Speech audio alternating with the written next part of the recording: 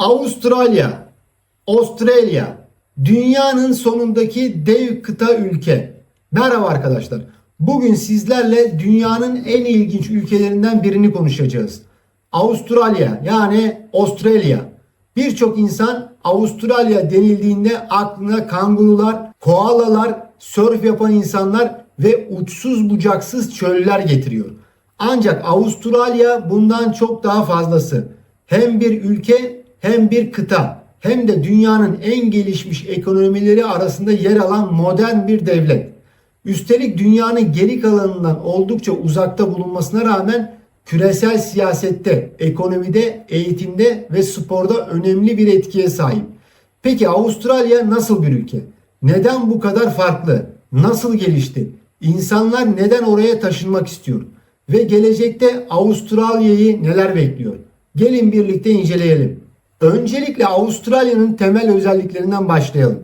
Avustralya, Güney Yarımküre'de yer alan ve Hint Okyanusu ile Pasifik Okyanusu arasında bulunan devasa bir ülkedir. Aynı zamanda dünyanın tamamını kaplayan tek kıta ülkesidir. Yüz ölçümü bakımından dünyanın en büyük 6. ülkesidir. Başkent Canberra. Ancak ülkenin en tanınan şehirleri Sydney, Melbourne, Brisbane, Perth ve Adelaide. Nüfus ise son verilere göre yaklaşık 28 milyona yaklaşmış durumda. Avustralya İstatistik Bürosu'nun verilerine göre nüfus 27,7 milyon seviyesini aşmış durumda ve ülke 28 milyon sınırına ulaşmış bulunuyor. İlginç olan şey ise bu kadar büyük bir yüzölçümüne rağmen nüfusun oldukça düşük olmasıdır. Çünkü ülkenin büyük bölümü yaşama elverişli değildir. Avustralya'nın iç kesimlerinde yer alan ve Outback olarak bilinen geniş bölgeler çöl ya da yarı çöl karakterindedir. Bu nedenle nüfusun büyük bölümü kıyı şehirlerinde yaşamaktadır. Avustralya'nın tarihi de oldukça dikkat çekicidir. Bu topraklarda yaşayan ilk insanlar aborjinlerdir. Aborjin kültürünün yaklaşık 60 bin yıldan daha eski olduğu düşünülmektedir. Bu durum Avustralya'yı dünyanın en eski sürekli kültürlerinden birine sahip ülkelerden biri haline getiriyor. Daha sonra 1770 yılında İngiliz denizci James Cook bölgeyi Britanya adına keşfetti. Ardından İngiliz yerleşimleri kurulmaya başladı. Bir süre sonra Avustralya İngiliz İmparatorluğu'nun önemli kolonilerinden biri haline geldi. 1901 yılında ise farklı koloniler birleşerek bugünkü Avustralya Milletler Topluluğu'nu oluşturdu. Bugün ülke anayasal monarşi ve parlamenter demokrasi sistemiyle yönetiliyor. Avustralya'nın ekonomisi de oldukça güçlü. Kişi başına düşen gelir bakımından dünyanın en zengin ülkeleri arasında yer alıyor. Ülkenin ekonomisi madencilik, finans, eğitim, teknoloji, tarım ve hizmet sektörlerine dayanıyor. Özellikle demir cevheri, kömür, altın ve doğalgaz ihracatı Avustralya ekonomisinin temel kaynakları arasında bulunuyor. Ayrıca dünyanın önemli tarım ihracatçılarından biri konumunda. Son yıllarda yapay zeka, teknoloji ve yenilenebilir enerji alanlarında da yatırımlar artıyor. Bu nedenle Avustralya geleceğin ekonomik dönüşümüne hazırlanmak isteyen ülkeler arasında gösteriliyor. Elbette her şey mükemmel değil. Son yıllarda ülkede yaşam maliyetleri ciddi şekilde yükseldi. Konut fiyatları arttı, kiralar yükseldi. Faiz oranlarındaki değişimler vatandaşların bütçelerini zorlamaya başladı. Tüketici güvenindeki düşüş ve hayat pahalılığı konusu Avustralya'da sıkça tartışılan başlıklar arasında yer alıyor. Özellikle konut krizi son dönemin en önemli meselelerinden biri haline gelmiş durumda. Nüfus artışı ve göç hareketleri sürerken yeni konut üretiminin yeterince hızlı ilerlemediği yönünde eleştiriler yapılıyor. Ancak buna rağmen Avustralya hala dünyanın yaşam kalitesi en yüksek ülkelerinden biri olarak kabul ediliyor. Sağlık sistemi, eğitim kalitesi, güvenlik düzeyi, doğal çevre ve kişi başına düşen gelir seviyesi ülkeyi birçok insan için cazip hale getiriyor. Avustralya'nın eğitim sistemi özellikle dikkat çekiyor. Dünyanın dört bir yanından öğrenciler üniversite eğitimi için bu ülkeye geliyor. Sydney Üniversitesi, Melbourne Üniversitesi, Avustralya National Üniversitesi ve diğer birçok yüksek öğretim kurumu uluslararası sıralamalarda üst sıralarda yer alıyor. Bu nedenle eğitim sektörü ülke ekonomisinin önemli parçalarından biri olarak görülüyor. Ülkeye gelen yabancı öğrencilerin sayısı oldukça yüksek seviyelerde bulunuyor. Göç konusu da Avustralya'nın en önemli özelliklerinden biri. Bugün ülkede yaşayan insanların önemli bir bölümü yurt dışında doğmuş durumda. Resmi verilere göre nüfusun yaklaşık 1/3'ü başka ülkelerde doğmuş kişilerden oluşuyor. Bu nedenle Avustralya dünyanın en çok kültürlü toplumlarından biri olarak kabul ediliyor. İngiliz kökenliler, İrlandalılar, Çinliler, Hintliler, Vietnamlılar, Türkler, Yunanlar, İtalyanlar ve daha birçok topluluk aynı ülke içerisinde yaşamını sürdürüyor. Bu çeşitlilik günlük hayatta da hissediliyor.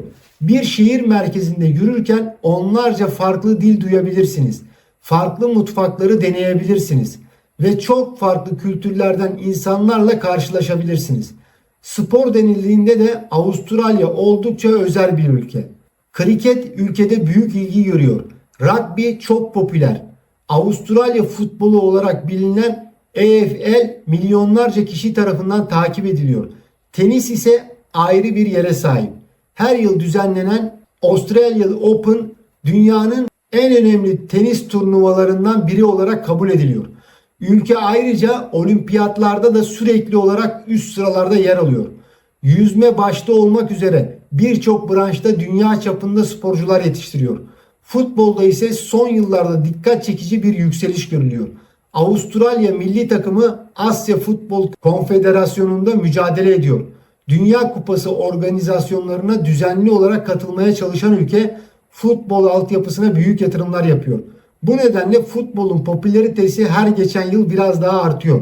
Turizm açısından bakıldığında ise Avustralya adeta bir doğa harikası. Great Barrier Reef dünyanın en büyük mercan resifi olarak biliniyor. Milyonlarca turist her yıl bu bölgeyi ziyaret ediyor. Uluru adı verilen dev kaya oluşumu ülkenin sembollerinden biri. Sydney Opera House dünyanın en tanınan mimari yapılarından biri. Bondi Beach ise dünyanın en ünlü plajları arasında gösteriliyor. Turizm sektörü yüz binlerce kişiye istihdam sağlıyor ve ülke ekonomisine önemli katkılar sunuyor. Elbette Avustralya denildiğinde akla ilk gelen şeylerden biri de hayvanlar. Kangurular, koalalar, wombatlar, Tazmanya canavarı ve dünyanın başka hiçbir yerinde görülmeyen yüzlerce canlı türü. Avustralya'nın uzun süre diğer kıtalardan izole kalması çok farklı canlı türlerinin ortaya çıkmasına neden oldu. Bu yüzden biyolojik çeşitlilik açısından dünyanın en özel bölgelerinden biri olarak kabul ediliyor. Fakat bu durum bazı tehlikeli canlıların da ortaya çıkmasına yol açtı. Dünyanın en zehirli yılanlarının bazıları, bazı örümcek türleri ve farklı deniz canlıları Avustralya'da bulunuyor.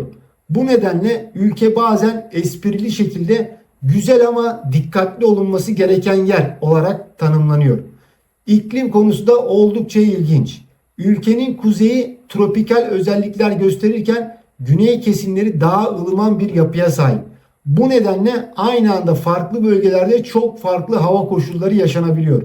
Son yıllarda iklim değişikliği Avustralya'yı da etkiliyor. Kuraklıklar, orman yangınları, aşırı sıcaklıklar ve bazı bölgelerde sel felaketleri gündeme geliyor. Bu nedenle çevre politikaları ülkedeki önemli tartışma başlıklarından biri olmaya devam ediyor. Teknoloji ve bilim alanında da Avustralya'nın önemli katkıları bulunuyor. Tıp araştırmaları, madencilik teknolojileri, uzay çalışmaları, tarım teknolojileri ve yapay zeka uygulamaları konusunda birçok proje yürütülüyor. Özellikle son dönemde yapay zekanın ekonomi ve toplum üzerindeki etkileri konusunda daha fazla düzenleme yapılması gerektiği yönünde tartışmalar yaşanıyor. Geleceğe baktığımızda Avustralya'nın önünde hem fırsatlar hem de zorluklar bulunuyor. Bir tarafta güçlü ekonomi, doğal kaynaklar, eğitim sistemi ve yüksek yaşam standartları var. Diğer tarafta ise konut krizi, göç yönetimi, iklim değişikliği ve artan yaşam maliyetleri gibi sorunlar bulunuyor. Ancak tarih boyunca bakıldığında Avustralya'nın değişen koşullara uyum sağlayabilen bir ülke olduğu görülüyor. Bu nedenle birçok uzman önümüzdeki yıllarda da ülkenin dünyanın en güçlü ve yaşanabilir ülkeleri arasında yer almaya devam edeceğini düşünüyor. Belki de Avustralya'yı özel yapan şey tam olarak budur. Bir yanda milyonlarca yıllık doğal yaşam, diğer yanda son derece modern şehirler. Bir yanda dünyanın en eski kültürlerinden biri, diğer yanda geleceğin teknolojilerine yatırım yapan bir ekonomi. Bu iki farklı dünyanın aynı coğrafyada buluşması Avustralya'yı benzersiz hale getiriyor. Ve bu nedenle dünyanın dört bir yanından insanlar bu uzak kıtayı merak etmeye devam ediyor. Bir sonraki videoda görüşmek üzere. Kendinize iyi bakın. Hoşça kalın.